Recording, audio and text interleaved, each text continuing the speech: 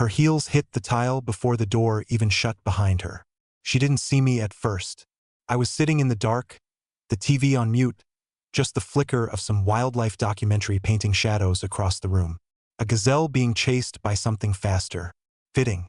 She was humming, carefree, like she hadn't just stepped out for dinner with another man. A bag of takeout hit the counter. Expensive truffle something. She didn't even bother hiding it. Then she saw it on the coffee table. The envelope. She paused. The red wax seal still warm, probably. She reached for it slowly, then stopped. Her eyes flicked to the couch. Only then did she realize I wasn't asleep upstairs. I was here waiting. You opened it? She asked. No, I said. Lie. She sat down across from me, too calmly.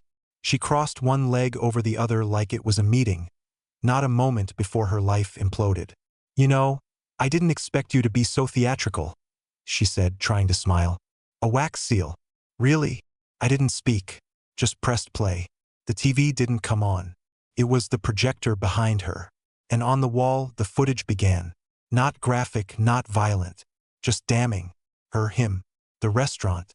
The same one she swore she hated because it was too pretentious. The same dress she said she bought for a job interview. The same man she claimed she barely knew. They weren't kissing. Worse, they were laughing, hands touching on wine glasses, fingers tracing wrists.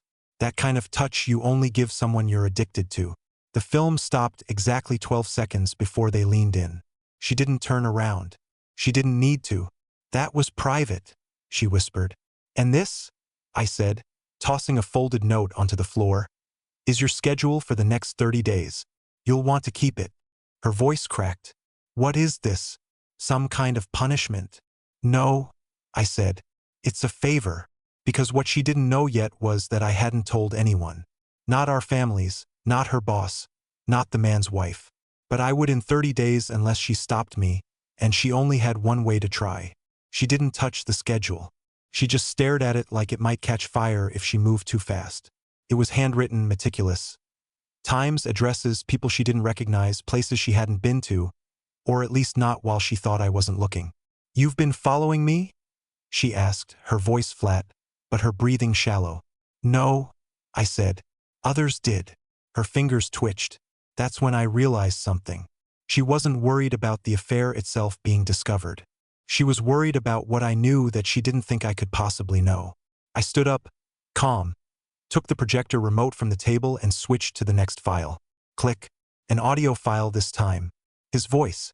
I don't care if your husband finds out. He doesn't even seem like he's all there. Honestly, it's kind of pathetic. Her breath caught. Another click. Her voice now. Laughter. Then, he's too tired to notice. He just folds laundry and watches documentaries. I could come home with glitter in my hair, and he'd think it was from the kids' art project. She looked like she might throw up. Why are you doing this? She said. You told me not to wait up, I replied. You meant it. She blinked. Her eyes shifted, scanning the room, calculating her options. Fight, flight, or fake an apology. She was always good at the third one, twisting tears out of dry wells. I was going to tell you, she said, slow and shaky like she just found a script mid-act. I just didn't know how. I didn't respond because I wasn't done. There are rules now, I said, placing a second envelope on the table. This one sealed in black. She didn't reach for it.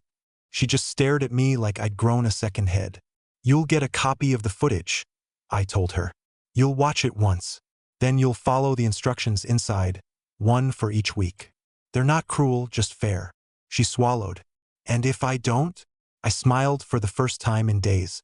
Then I show it to his wife, his coworkers, your sister, our daughter's teacher, the board you're trying to get elected to. Her face twisted. You'd ruin me.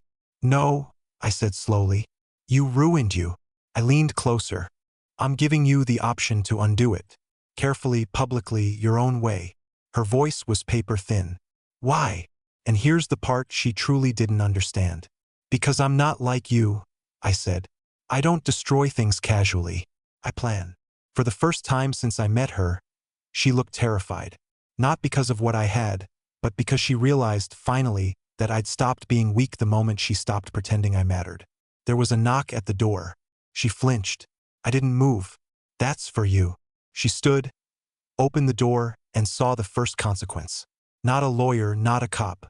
Worse, her mother holding a flash drive. No words, just judgment. Heavy, cold, and permanent. Her mother didn't say a word when she stepped inside. She didn't have to.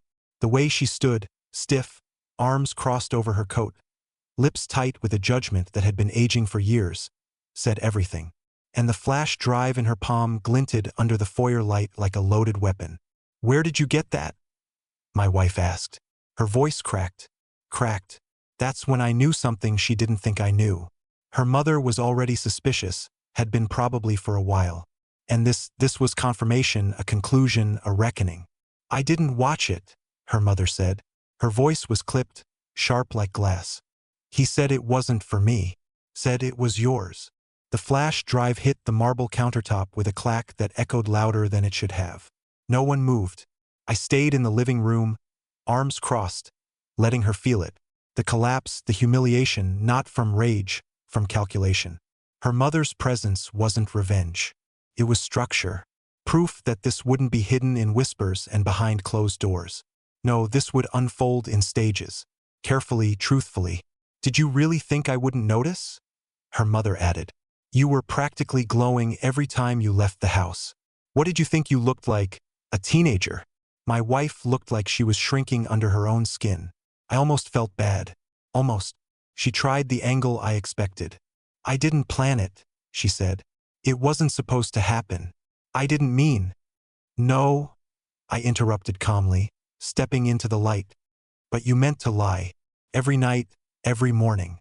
That was the choice." She turned to me then, eyes glassy. "And what? This is justice." I tilted my head. "You think this is justice? This is me giving you the opportunity to bury it on your own terms." Her mother narrowed her eyes. "Bury what?" Silence. The kind that splits seconds wide open. I let it hang. I let her stand in it, ankle deep in the truth she'd worked so hard to pretend didn't exist. Then finally she broke. "I'll do it," she whispered. Her mother looked at her, then at me. "Do what?" "She's going to tell the truth," I said. "One piece at a time. She's going to come clean. Not to everyone, not all at once, but to the people who need to know, the ones she's lied to the most. And she's going to do it without blaming alcohol or stress or loneliness. No therapy excuses. No spiritual retreats. Just truth." "And if she doesn't?" her mother asked, folding her arms tighter. "Then the flash drive goes public," I said, walking over to retrieve it, slipping it into my pocket. "And the photos and the texts. All of it. No edits." My wife was quiet. She was doing math in her head. Risk, timing, reputation. She was a strategist by trade, a publicist. This was probably the first time she'd faced a scandal she couldn't spin. She whispered something then, so low I almost didn't hear it. "He's not going to stop calling." Her mother's eyebrows lifted. "Who?" My wife didn't answer. I knew, though. The man. Him. The one she thought she'd leave me for. The one she thought would make her feel alive again. The one whose wife, as of 10 hours ago, had also received an unmarked envelope on her doorstep. "I blocked him," she muttered. "But he's calling from different numbers." "Let him," I said. "He's not your problem anymore." Her hands were shaking. The first real crack. Not panic, shame. Somewhere in the deep part of her that still remembered who she used to be. "I'll do it," she said again. "I'll start tomorrow." "No," I said. "You'll start tonight." She looked at her mother, then back at me. "Who first?" she whispered. I didn't even pause. "Our daughter." Her mother gasped. My wife froze. And for the first time in the entire unraveling of this story, she cried. Not tears for me, but for the version of herself she could no longer protect. She cried like someone trying not to, shoulders trembling but jaw clenched tight. No sobs, just silent collapse. Her mother stepped forward, instinct, I guess. But I raised my hand gently, not to stop her, but to say, let her sit in it. Let her feel the cost of everything she built and burned. We stood there for a full minute, just breathing, just listening to the house groan and the clock tick louder than it had in years. Then I turned. "She's upstairs," I said, still awake. "Homework." Her mother looked between us. You can't mean. She has questions, I said. She's had them for weeks. She may not know exactly what's happening, but she knows something's wrong. Kids always do. They're like animals before storms. My wife wiped her cheeks. Her mascara had smudged into half-moons under her eyes. What am I supposed to say? She whispered. What do you want me to say? Something that isn't a lie, I said. For once. She stood slowly, legs stiff, like they didn't want to carry her where she needed to go. The stairs loomed ahead of her like a mountain. She paused at the bottom. I didn't follow. I heard each creak of the steps, every one louder than the last. When her voice came, it was muffled, soft. Then our daughter's voice, sharper, confused. A moment of silence. Then the start of something that sounded too much like a confession and not enough like an apology. I stepped outside onto the porch and closed the door behind me. The autumn air slapped me in the face. Cold, real, unforgiving. I welcomed it. That's when I noticed the car parked across the street. Lights off, engine off, just sitting there. It was him. It had to be. I walked down the steps slowly, hands in my jacket pockets. I didn't run. I didn't shout. Just crossed the lawn like I was heading to get the mail. As I got closer, the window rolled down. He didn't say a word at first. Neither did I. I looked at him. Mid-30s, maybe. Too much cologne still clinging to his shirt. Greasy confidence behind expensive glasses. The kind of man who thinks charisma is a shortcut for character. You're Everett, right? He asked. I didn't answer. She told me you were passive. Still didn't speak. He smirked. Guess she was wrong. I leaned on the hood. I'm going to say this once, I said. And you're going to listen. You're not part of her story anymore. Whatever fantasy she sold you, it's over.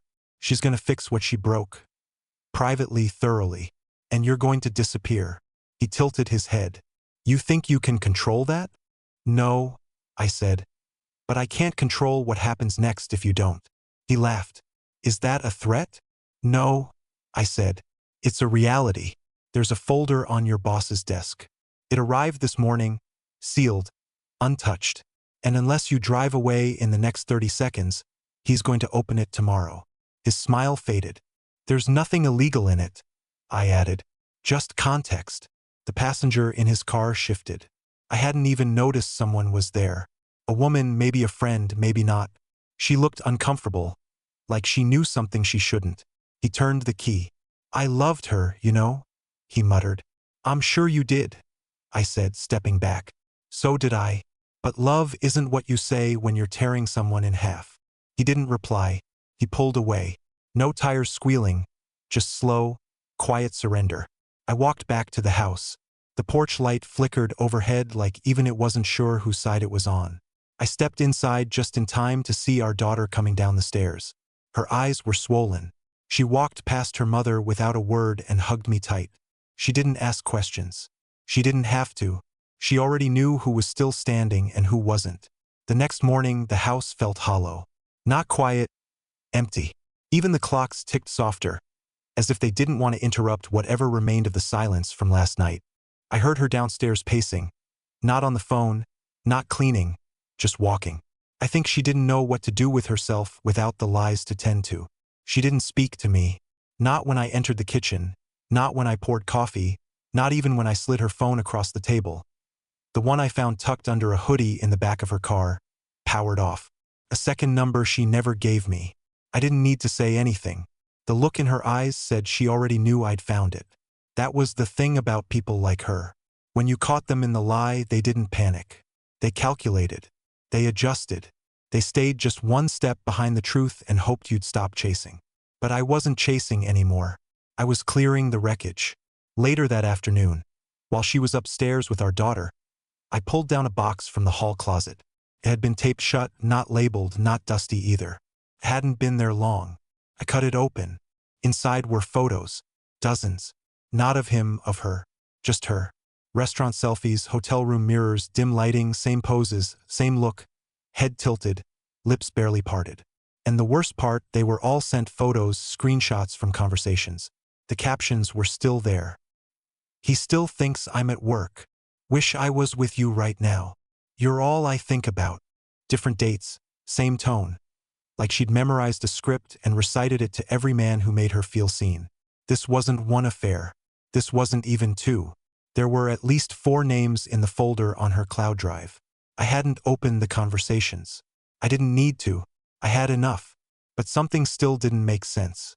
She wasn't addicted to anyone in particular. She wasn't in love with any of them.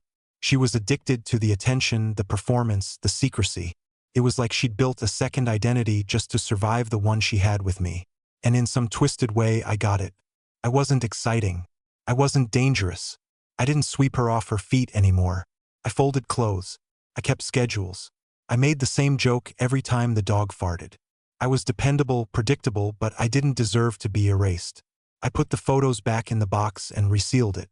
Wrote a name on the top. Teresa, her therapist. The one she only saw after her panic attacks. The same woman she once swore actually helps me feel real again. That was my next step. No blackmail, no threats. Just truth handed to someone trained to see through denial. When I told her, she went pale. "You're sending it to her," she said, gripping the edge of the sink. "Yes," I said. "She should know what kind of healing you actually need." "You're trying to punish me." "No," I said. "I'm trying to save whatever version of you still remembers what it means to be honest." She stared at me, then turned, walked out of the room, and slammed the door to our bedroom. I didn't follow. Instead, I sat on the couch and opened the old family laptop, the one I hadn't used since before she changed the passwords. And there it was, her email, still logged in, a folder labeled drafts. Dozens of unsent letters to me, to herself, to the man she almost left for. I opened the most recent one. It started with, "If you're reading this, it means I didn't tell you in time." What followed wasn't an apology. It was a confession of fear, not of being caught, but of being forgotten. She wrote about feeling invisible, about walking through our house like a guest, about choosing the affairs not for love, but for noise, because silence, she said, was louder than betrayal. And in that moment, for the first time in weeks, I felt something other than anger. I felt hollow because I finally understood. She didn't just destroy us. She destroyed herself trying to feel alive. And I wasn't sure yet if I wanted to help her rebuild or just walk away before she took the rest of me down with her. That night, we ate in silence. Just me, her, and our daughter, who kept her eyes on her plate the entire time, quietly pushing peas across mashed potatoes without ever lifting her fork. The television was off. The lights were too bright. Every scrape of a chair, every clang of silverware echoed like glass shattering in a church. I tried not to look at my wife. She tried not to look at me. And yet we were orbiting the same burning star. The truth that nothing between us was untouched anymore. Not the food, not the walls, not the child caught between our ghosts. "I told Mrs. Ellsworth," my wife said suddenly, her voice so low I wasn't sure our daughter even heard it. "At the office, I told her I'd be stepping away from the fundraising project. I said I needed time, family time." I didn't nod. I didn't answer because for the first time, she wasn't saying it for me. She was saying it for our daughter. She wanted to be seen trying, but that wasn't how this worked anymore. After dinner, our daughter went upstairs. I watched her stop halfway, hand on the banister, as if she might say something. She didn't. She just disappeared around the corner. The moment she did, my wife turned to me. "I read them," she said. I knew what she meant. The letters, the drafts, the unsent apologies buried in her inbox like rotten fruit at the back of the fridge. I didn't ask how they made her feel. I didn't care. She took a slow breath, then added, "There's one you didn't read." I looked up for the first time. "It's not in the drafts," she continued. "It's printed, handwritten. It's in the nightstand. I wrote it the day before our anniversary, the day I canceled dinner and said I had food poisoning." I remembered that night. I remembered sitting in the parking lot of the restaurant alone for 43 minutes, still holding the reservation, telling myself maybe she'd show. Maybe she'd come late. Maybe she just needed time. Instead, she'd spent that night 2 towns over at a rooftop bar with him. "I wrote it," she said, eyes glassy. "Then I tore it up." I couldn't say the words out loud. I was afraid if I did, I wouldn't be able to stop myself from leaving. She stood slowly as if moving too fast might trigger something in the air. Then she reached into her purse and pulled out a folded piece of paper. Old, worn, like it had been handled 100 times but never opened. "I taped it back together," she said. "I've read it 1,000 times. But you never have." She set it on the table between us and left the room. I sat there staring at it, not touching it because I didn't want to know if it said she loved me or pitied me or, worse, nothing at all. When I finally unfolded it, I noticed the writing was uneven. Some parts were rewritten over correction fluid. Some letters shook, others didn't. But one paragraph burned into me. "I don't miss the man you used to be. I miss the way I used to look at you. I miss wanting to be home. I miss that feeling when you'd walk in the door and it felt like someone turned on the lights in the room. And now I feel like I'm always sitting in the dark, even when you're right next to me. And I don't know how to come back to you without first leaving everything." The letter didn't absolve her. It didn't apologize for what came next. It was just a map of how far she'd gone before even stepping out the door. I folded it once, then again, and when I looked up, she was standing in the hallway watching me. Her eyes said, "Well," mine said, "Too late." Because here's the thing no one tells you about betrayal. Sometimes it's not the lies or the infidelity that destroy the relationship. It's the moment you realize the other person stopped believing you were worth the truth a long time ago. And nothing written on paper could fix that. I didn't sleep that night. She did. I could hear her breathing shift after 2 a.m. It used to calm me. Not anymore. Now it felt like I was sharing a bed with a stranger who thought nothing could touch her once the lights went out. I lay there and stared at the ceiling, counting every faint tick of the old pipes, every ghost in the corners. At some point, I stopped counting. Instead, I remembered something she'd forgotten. A Monday night 6 years ago, before we had Junie, before we had whatever this marriage had become. It had rained hard. Our power went out halfway through dinner and we ended up lighting candles in the kitchen. She pulled out a bottle of cheap wine and asked if I wanted to play cards by candlelight. We played Go Fish like idiots. She laughed so loud it startled the cat. And then out of nowhere, she leaned over the table and whispered, "If we lose all this one day, the house, the jobs, everything, promise me you'll still play cards with me in the dark." I promised her. And for years, I kept that promise until I realized she stopped asking to play, stopped lighting candles, stopped sitting in the dark with me. She just left long before her body did. By morning, the house was too quiet again. I poured coffee and sat by the window. When she came down, she was dressed for work, even though she wasn't going. She was always like that. Armor first, emotion second. She noticed the letter wasn't on the table anymore. "Did you read it?"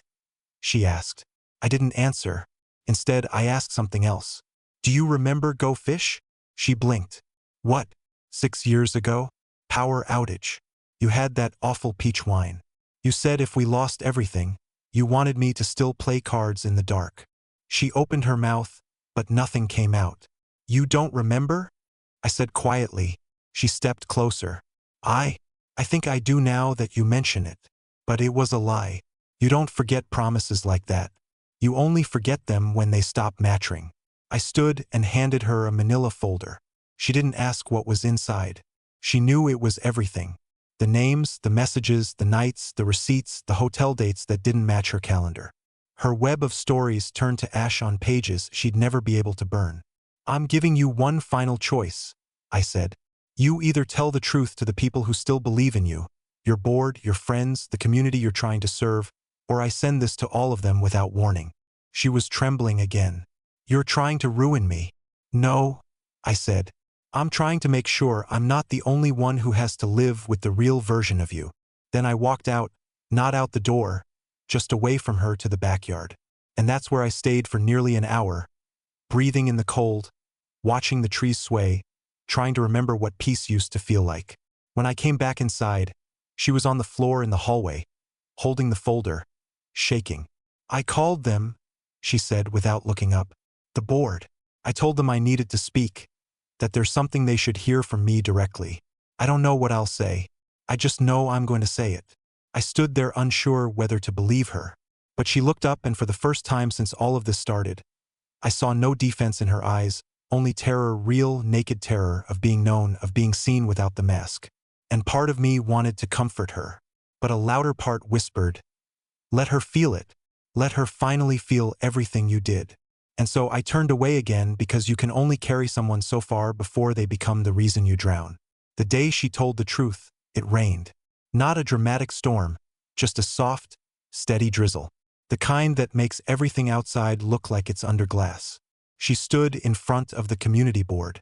Not a courtroom, not a church, just 12 people who had trusted her with grants, local events, school outreach.